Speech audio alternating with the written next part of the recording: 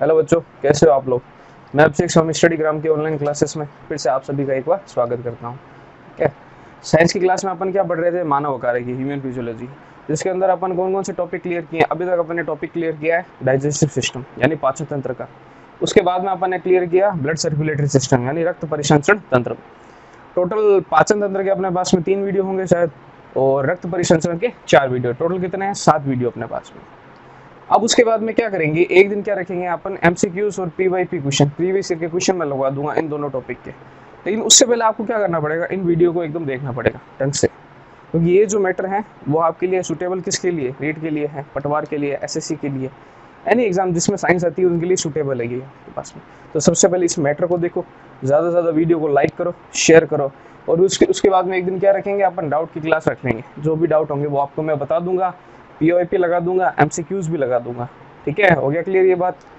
अब अपन आज मानव आकारिकी में एक नया टॉपिक चालू करते हैं, न्यूट्रिशन यानी पोषण का। और चैनल को सब्सक्राइब जरूर कर लें। आज देखो अपन पढ़ते हैं पोषण के बारे में, न्यूट्रिशन के बारे में, क्या होता है पोषण, इसकी चर्चा लेते हैं। देखो, पोषण यानी न्यूट्रिशन, थोड़ा सा समझते हैं इसको। देखो, जैसे आपने चर्चा की थी, कोशिका होती है, मानव शरीर की मूलभूत इकाई किसको मानते हैं, कोशिका को। कोशिका से मिलकर क्या बनते हैं, उत्तक, उत्तकों से मिलकर अंग, और अंग से तंत्र, सेल, टिश्यू, टिश्यू से ऑर्गन, ऑर्गन से अपने पास में क्या हो गया, सिस्टम। ये होता है अपनी बॉडी का। अब देखो इसको क्या है, ये टोटल होकर क्या बॉडी बनाती है, अपनी पूरा शरीर का निर्माण करती है। अब शरीर चलाने के लिए अपने को क्या होती है, ऊर्जा की आवश्यकता होती है, ऊर्जा की आवश्यकता होती है।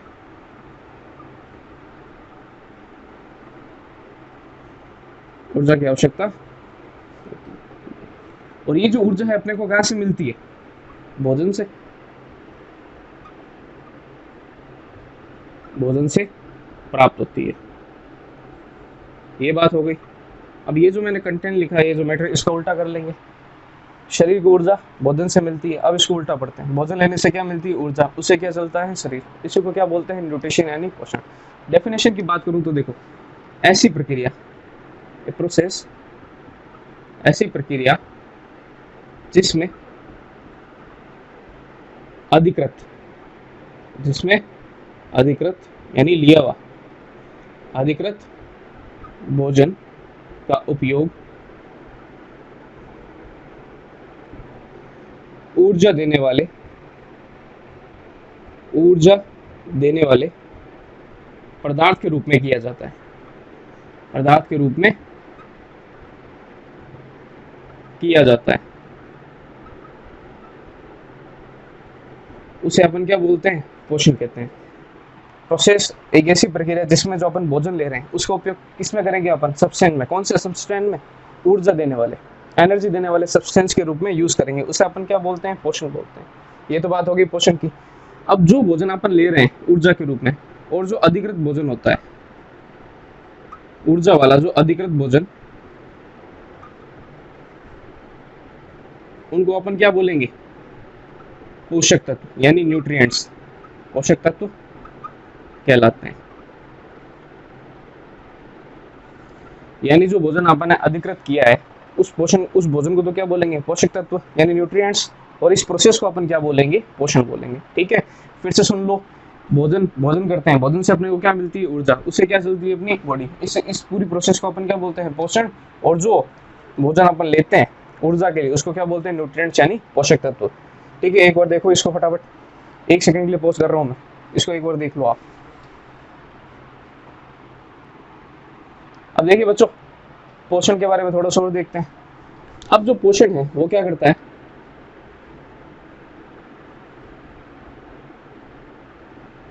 ऊर्जा प्रदान करता है, ये तो पता चल गया। ये क्या देता है अपने को, एनर्जी देता है। लेकिन जो पोषण है उसकी जो संतुलित मात्रा अपने लिए आवश्यक होती है, इसमें क्या होती है, संतुलित मात्रा आवश्यक होती है।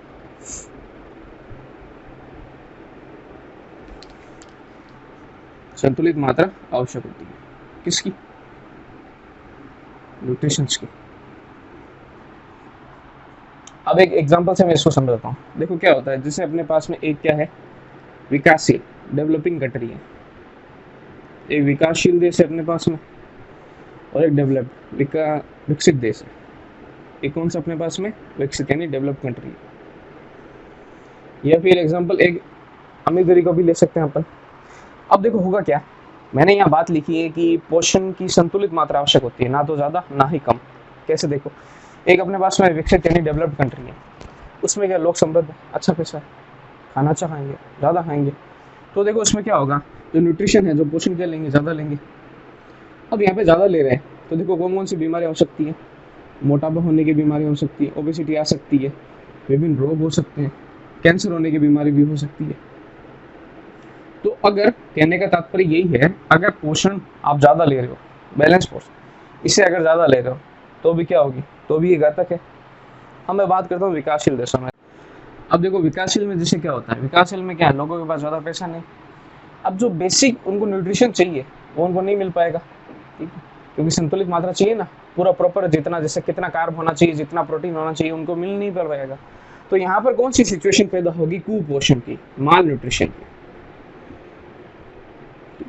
तो मेरे कहने का तात्पर्य सिर्फ इतना ही है। देखो एक एग्जांपल से मैंने आपको समझाया है, ये नहीं कोई विकासशील विकसित, सब में देखो न्यूट्रिशन की देखो सभी प्रयास करते हैं। मेरा कहने का तात्पर्य सिर्फ इतना है कि अगर आप पोषण की मात्रा ज़्यादा ले रहे हैं तो भी घातक है, अगर कम होगा तो भी क्या है, घातक है। तो इसकी एक बैलेंस्ड क्वांटिटी, संतुलित मात्रा क्या होती है, आवश्यक होती है पोषण की। कहने का सिर्फ तात्पर्य इतना ही है, ठीक है। तो चलिए ये तो बात हो गई। अब मैं थोड़ी सी आगे और बात करता हूँ पोषक तत्वों के बारे में। ये तो कोई ज़्यादा खास नहीं, इसको बिठा देते हैं। अब मैं बात करता हूँ पोषक तत्वों की जो अपन पोषण में लेते हैं। पोषक तत्व यानी न्यूट्रिएंट्स, जिनकी शरीर को अपनी आवश्यकता होती है। इनका डिस्ट्रीब्यूशन दो प्रकार से किया गया, वर्गीकरण। एक इधर देखो, एक वर्गीकरण क्या है कार्बनिक में यानी ऑर्गेनिक, और एक है अकार्बनिक में।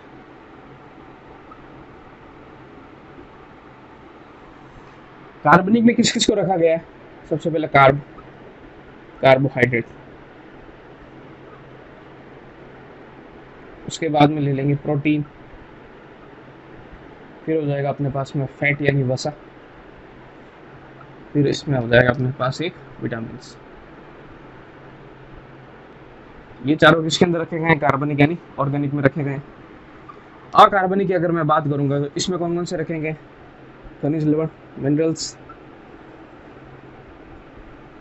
एक रखा गया है वाटर यानी पानी। ये है डिस्ट्रीब्यूशन किसका, पोषक तत्वों का। अब देखो इसमें कार्बोहाइड्रेट, प्रोटीन और वसा, ये तो ऊर्जा देने वाले और बिल्डिंग ब्लॉक के रूप में होते हैं, ठीक है, निर्माण में। यानी शरीर को ऊर्जा देने में किसका संयोग होता है, कार्ब का, प्रोटीन का और वसा का। ये जो विटामिन हैं ये अपने को एनर्जी नहीं देते हैं, ये रोगों से लड़ने की क्या देते हैं, अपने को क्षमता प्रदान करते हैं। रोगों से लड़ने में क्या करते हैं, सहायता प्रदान करते हैं। कौन से विटामिन अपने पास में ऊर्जा देने वाले, कौन से, कार्ब, प्रोटीन और वसा हो गए। और विटामिन क्या करेंगे, रोगों से लड़ने में अपनी सहायता करेंगे। अब यहाँ पे खनिज लवण की अगर मैं बात करूँ, खनिज लवणों में देखो कौन कौन से सहायक होते हैं बॉडी के लिए, लिख देता हूँ। जैसे एक हो गया Na यानी सोडियम, के पोटेशियम, Mg हो गया, Fe हो गया, ये क्या हो गया, आयरन, ये हो गया मैग्नीशियम, ये हो गया अपने पास में पोटेशियम, और ये हो गया सोडियम। अब ये जो खनिज लवण है उनका क्या कार्य होता है, देखो मिनरल्स जो होते हैं ये क्या करते हैं कि बॉडी के जो आपके पास में पार्ट होते हैं, जैसे ब्रेन हो गया यानी मस्तिष्क हो गया, और विभिन्न टाइप के ऑर्गन हो गए, अंग, उनके कार्य क्षमता में सहायता करता है। यानी उनकी जो कार्य क्षमता है उनको बनाए रखने में क्या करता है, ये खनिज लवण मिनरल्स क्या करते हैं, सहायता प्रदान करते हैं, ताकि वो प्रॉपरली वर्क कर सके, अपना कार्य अच्छी तरीके से कर सके। उनका कार्य कौन करते हैं, अपने मिनरल्स करते हैं। पानी का देखो क्या कार्य है, पानी का कार्य अपनी बॉडी में एक तो टेम्परेचर को बनाए रखना, ठीक है, और क्या होता है, ये मॉइस्ट रखना, अंगों को, बॉडी को क्या करना, मॉइस्ट यानी नमी युक्त रखना। और तीसरा इसका देखो क्या कार्य होता है कि जैसे डाइजेशन हो गया, रेस्पिरेशन हो गया, पाचन हो गया, श्वसन हो गया, इसमें वाटर की आवश्यकता होती है, तो उसी की पूर्ति कौन करता है, पानी करता है। तो ये तो हो गए बेसिक अपने पास में इनका वर्गीकरण। अब मैं एक एक की डिटेल में चर्चा करता हूँ, आप एक सेकंड के लिए इनको देख लीजिए, मैं बोर्ड से साइड हो रहा हूँ, फिर मैं एक एक की डिटेल में चर्चा करता हूँ। अब बच्चों, अब पोषक तत्वों की अपन डिटेल में चर्चा करते हैं। सबसे पहले अपन किसकी बात करते हैं? कार्बोहाइड्रेट की, कार्ब की बात करते हैं।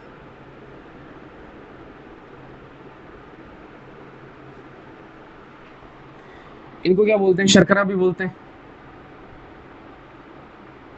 अब देखिए इसके बारे में, कार्बोहाइड्रेट करते हैं क्या है? शरीर को ऊर्जा प्रदान करते हैं, शरीर को ऊर्जा प्रदान करते हैं। ऊर्जा देने का कार्य कौन करते हैं? कार्ब करते हैं।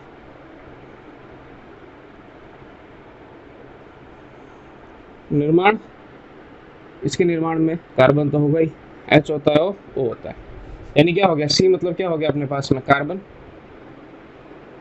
H यानी हाइड्रोजन, O यानी ऑक्सीजन। पूछे आपसे कौन होता है कार्बोहाइड्रेट में निर्माण में सहयोगी? CH और O। अब रेशियो की अगर मैं बात करूंगा तो क्या हो जाएगा इनका रेशियो? 1:2:1 हो जाएगा, इस अनुपात में होते हैं। अब देखिए इनका जो टेस्ट होता है वो क्या होता है? देखो शर्करा नाम ही है तो क्या हो जाएंगे? स्वीट होते हैं, मीठे होते हैं ये।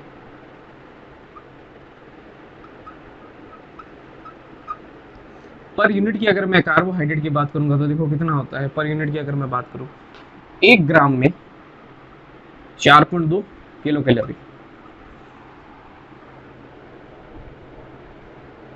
कार्ब की जो मात्रा होती है कार्बोहाइड्रेट की पर ग्राम में कितनी होती है? 4.2 किलो कैलोरी, यानी ऊर्जा इतनी देता है 1 ग्राम अपने को कार्ब। अब डेली बेसिस में अपने को आवश्यकता लगभग कितनी होती है? 400 से 500 ग्राम डेली बेसिस में अपने को आवश्यकता होती है कार्ब की, 400 से 500 ग्राम। अब एक इंपॉर्टेंट चीज क्या है, देखो कि जो एनर्जी का अपने पास में 60 से 80% है ना, पूरी ऊर्जा का 60 से 80% कौन देते हैं? कार्बोहाइड्रेट ही देते हैं, ऊर्जा का भाग होते हैं। मतलब जैसे मानते हैं बॉडी को 100% ऊर्जा चाहिए ना, उसका 60 से 80% रोल किसका होता है? कार्बोहाइड्रेट का रोल होता है, ऊर्जा प्रदान करते हैं। अब इससे देखो क्वेश्चन क्या क्या बनते हैं। पहले तो ये देख लीजिए डाटा का। अब आप और किताबों में देखोगे सर इसमें तो ये लिखा हुआ था, सर इसमें 350 था, सर इसमें 450 था। तो देखो क्या होते हैं ये जो डाटा क्या होते हैं, एक अजम्पशन पे होते हैं, अप्रोक्सीमेट होते हैं, फिक्स नहीं होते हैं, पहली बात। और दूसरी बात, जो अपन डाटा जो यहाँ पर ले रहे हैं वो आरपीसी के हिसाब से ले रहे हैं, राजस्थान बोर्ड की किताबों के हिसाब से ले रहे हैं। आपका जो रीड पेपर है, पटवार पेपर है, उन सब में इसी डाटा को क्या माना जाएगा? वैलिड माना जाएगा। ठीक है, तो उस बात की आप डिटेल ऐसा कोई चर्चा ना करें। अब दूसरी बात देखिए, कार्बोहाइड्रेट से क्वेश्चन क्या क्या आएंगे। सबसे पहले तो मैंने बता दिया निर्माण में कौन सहयोगी होते हैं? CHO। अब देखो एक मैं आपको एक चीज बताता हूँ। अब जैसे फर्स्ट फैट, आगे बात करेंगे अपन फैट की, उसके 1 ग्राम में अपने पास में 9.1 किलो कैलोरी क्या होती है? एनर्जी होती है। और कार्बोहाइड्रेट की कितनी है? 1 ग्राम में 4.2 किलो कैलोरी। अब सिंगल यूनिट में ज्यादा कौन है? सिंगल यूनिट में तो वो ज्यादा है, देखो क्योंकि 1 ग्राम में यहाँ पे 4.2 और वहाँ पे कितना है? 1 ग्राम में 9.1 है। तो अगर सिंगल यूनिट के हिसाब से आपसे पूछे कि एनर्जी किसके पास ज्यादा होती है, तो किसमें? वसा में ज्यादा होती है, सिंगल यूनिट में। लेकिन अगर प्रश्न ये है कि शरीर को सबसे ज्यादा ऊर्जा कौन देता है, तो कौन देते हैं? कार्बोहाइड्रेट। क्यों? क्योंकि देखो 100% में से 60 से 80% किसका पार्ट है? कार्बोहाइड्रेट का। तो शरीर में सबसे ज्यादा ऊर्जा देने का पार्ट किसका होगा? कार्बोहाइड्रेट का होगा। तो ये है ना। और सिंगल यूनिट की अगर मैं बात करूंगा तो किस में हो जाएगा? वसा में। क्योंकि यहाँ पर कितना है? 9.1 है, यहाँ पर कितना है? 4.2। तो ज्यादा एनर्जी तो कौन देंगे? कार्बोहाइड्रेट। और पर यूनिट के हिसाब से होगी किसमें? वसा में होगी। तो इस बात में कंफ्यूजन मत रखना अपना। ठीक है, ये बात हो गई। अब इतनी बात हो गई। अब एक सेकंड, आपसे क्वेश्चन ये पूछ रहे हैं कि कार्बोहाइड्रेट में जल होता है क्या? जैसे एसएससी में एक बार पूछा गया था ये, कार्बोहाइड्रेट में जल होता है क्या? तो देखो इसमें मॉलिक्यूल्स आपको दिख रहे हैं, ये देखो H2 होता है पानी का सूत्र। तो इसमें देखो मॉलिक्यूल्स होंगे नहीं होंगे? बिल्कुल होंगे। ठीक है, अब पानी के मॉलिक्यूल्स जुड़े हुए किससे? कार्बन से। तो बस इतना याद रखिए कि कार्बोहाइड्रेट में मॉलिक्यूल्स होते हैं वाटर के, पानी के। मैं बोर्ड से साइड हट रहा हूँ, इन बेसिक को आप एक बार देख लीजिए, फिर मैं इसके आगे चर्चा करता हूँ।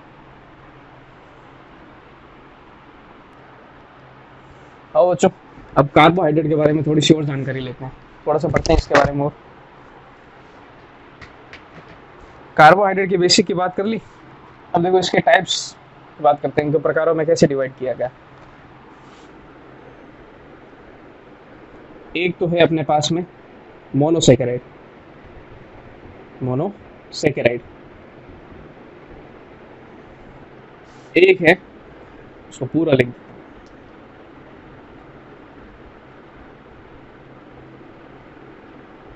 मोनोसेकेराइड। एक है डाई या ओलिगोसेकेराइड,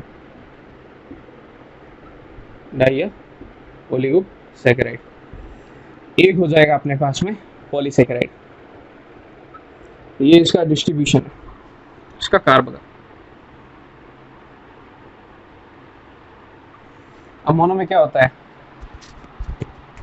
कि कार्बोहाइड्रेट में क्या होती है, कार्बन की मात्रा संख्या क्या होगी, एक, डाई में दो, और पॉली में क्या होगी, तो यह दो से अधिक हो जाएगी। अब मोनो में किस किस को रखा गया है, सबसे पहले ग्लूकोज को, दूसरा अपने पास में फ्रक्टोज, फिर अपने पास में गैलेक्टोज।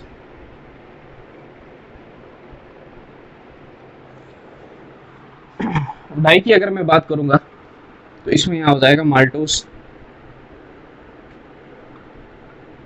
फिर अपने पास में हो जाएगा सुक्रोज, फिर हो जाएगा लैक्टोज। अब ध्यान से यहाँ पे कौन कौन से प्रश्न बनते हैं उनको एक बार सुनना। सबसे पहले बात करता हूँ मैं ग्लूकोज की। ठीक है, मोनोसेकेराइड होता है, ये क्या होता है, अपनी बॉडी को तुरंत एनर्जी देता है, इंस्टेंट एनर्जी, तुरंत ऊर्जा प्रदान करता है, तुरंत ऊर्जा प्रदान करता है ग्लूकोज। जैसे होता है ना, गर्मियों में खेलते हैं तो ग्लूकोन डी पियो, ग्लूकोज पियो, डायरेक्ट एनर्जी आती है उससे। और जब ड्रिप चढ़ाई जाती है अपने को, कि जब खाना वाना नहीं होता कि 2-3 दिन, तो क्या चढ़ाया जाता है, ग्लूकोज, ताकि वो क्या करता है, इंस्टेंट एनर्जी देता है अपने को। और ग्लूकोज का देखो एक क्या कार्य है, ये जो सेंट्रल नर्वस सिस्टम होता है अपने पास में, केंद्रीय तंत्रिका तंत्र, केंद्रीय तंत्रिका तंत्र के लिए एकमात्र ऊर्जा का जो सोर्स होता है ना, वो ग्लूकोज होता है। लिख देता हूँ आपके लिए, केंद्रीय तंत्रिका तंत्र के लिए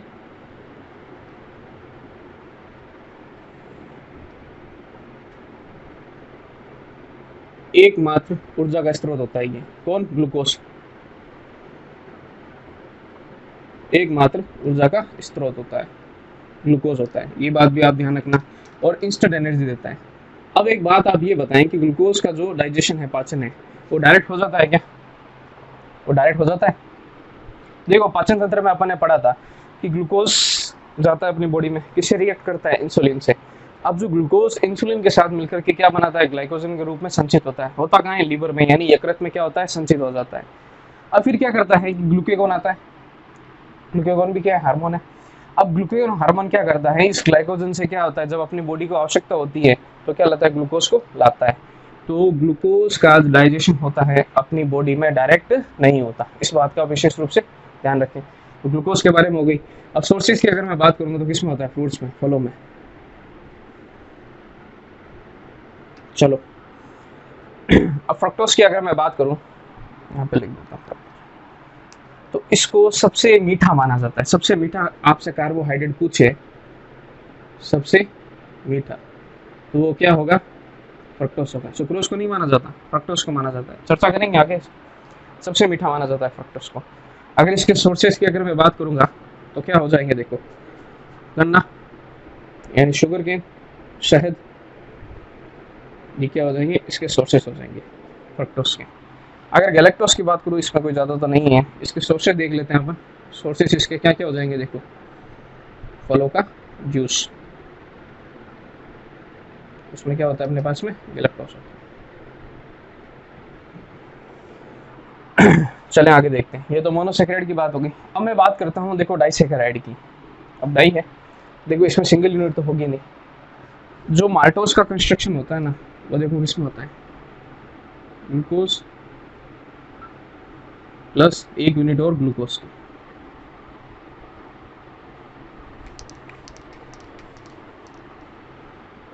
यानी 2 यूनिट से मिलकर के क्या बनता है, माल्टोज बनता है। कौन, किसकी, ग्लूकोज की 2 यूनिट से। अब सुक्रोज में एक तो होता है ग्लूकोज और साथ में अपने पास में क्या होता है, फ्रक्टोज। ठीक है। और लैक्टोज की अगर मैं बात करूंगा, लैक्टोज में क्या होता है, एक यूनिट होती है अपने पास में ग्लूकोज की और साथ में क्या होता है, गैलेक्टोज। फिर से सुनिए, माल्टोज में क्या होगा, 2 यूनिट किसकी होगी, ग्लूकोज की। सुक्रोज में 1 यूनिट ग्लूकोज की और 1 यूनिट फ्रक्टोज की। और लैक्टोज में क्या होगी, 1 यूनिट अपने पास में ग्लूकोज की और एक किसकी हो जाएगी, लैक्टोज की। अब देखिए क्या होता है माल्टोज की, अगर मैं सोर्सेज की अगर मैं बात करूंगा तो देखो ये किसमें होता है, एक तो अंकुरित अनाज में,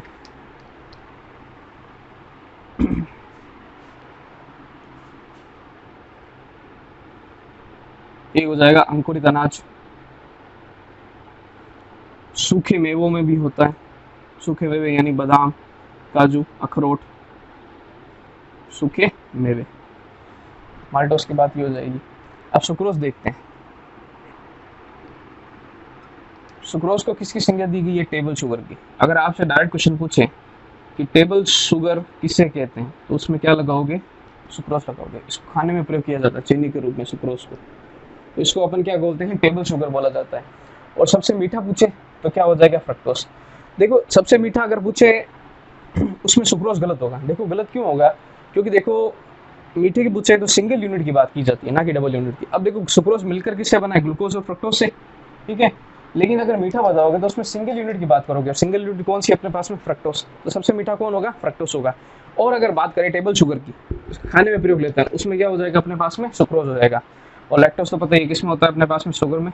ये होता है अपने पास में दूध में। सोर्सेस इसके क्या है, दूध है। इसकी अगर मैं बात करूंगा तो ग्रेन्स में होता है, अनाज में, अनाज हो जाएगा। और क्या हो जाएगा, गन्ना हो जाएगा, शहद हो जाएगा। ये क्या हो गई, इसके सोर्सेस की बात हो गई। अपन ने चर्चा किस किस की, मोनोसेकेराइड और डाइसेकेराइड की। फिर से सुन लीजिए, ग्लूकोज जो होगा इंस्टेंट एनर्जी देता है अपने को, तुरंत ऊर्जा प्रदान करे। पूछे आपसे कि कौन सा कार्ब अपने को तुरंत एनर्जी देता है, ठीक है, तो उसमें कौन सा हो जाएगा, ग्लूकोज हो जाएगा। सबसे मीठा फ्रक्टोज हो जाएगा, ठीक है। और टेबल शुगर क्या हो जाएगा, सुक्रोज हो जाएगा, ठीक है। इनकी आपने बात कर ली मोनो और डाई की, एक बार इनको देख लीजिए, उसके बाद में मैं आगे पॉली की चर्चा करता हूँ।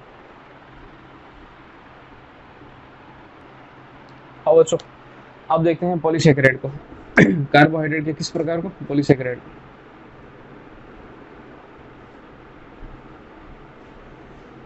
अब देखो इसमें सबसे पहले कौन आएगा अपने पास में, स्टार्च। स्टार्च जो है सबसे पहले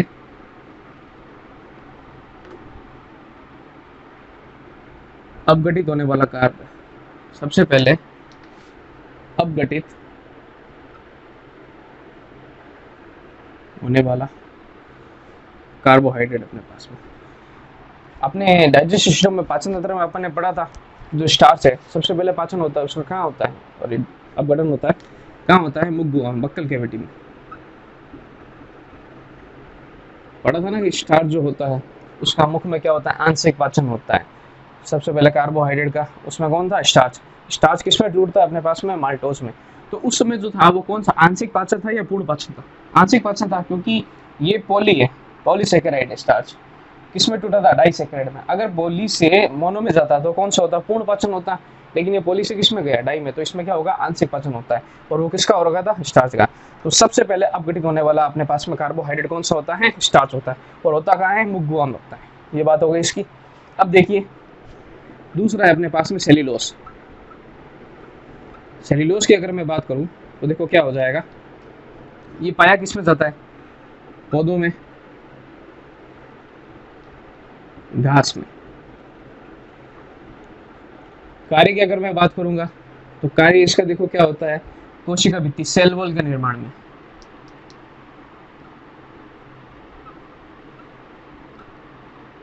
कोशिका भित्ति के निर्माण में सहायक होता है ये, यानी सेल वॉल के निर्माण में क्या होता है, सहायक होता है। ह्यूमंस में सेल वॉल नहीं होती। जैसे अपना एक बॉडी है, ठीक है, थोड़ी मुलायम है। पौधे और होते हैं, उनका जो स्टेम होता है वो क्या होता है, थोड़ा हार्ड होता है, ठीक है। किस कारण होता है, कोशिका भित्ति। और ये निर्माण में सहायक कौन होता है अपने पास में, सेल्यूलोज होता है। ये पौधों में, घास में और पाई जाती है। अब जो मनुष्य होते हैं इस सेल्यूलोज का पाचन नहीं कर पाते। मनुष्य क्या होते हैं, सेल्यूलोज का पाचन नहीं कर पाते।